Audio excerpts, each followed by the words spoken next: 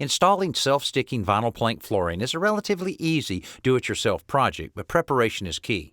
First, the subfloor, in this case concrete, must be completely clean and free of dirt and dust. The room or rooms where the floor is being installed must also be climate-controlled and a consistent temperature, preferably warm. Begin by laying out a line in the center of the room along its length.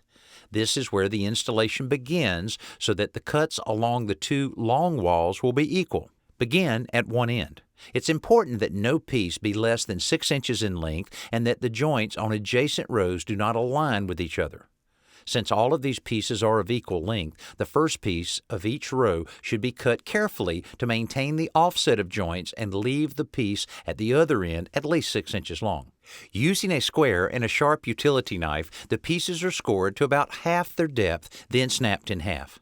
Cuts along the length of the pieces can also be made with a knife, but since it's more difficult to snap the pieces this way, we're using a small circular saw to make these cuts.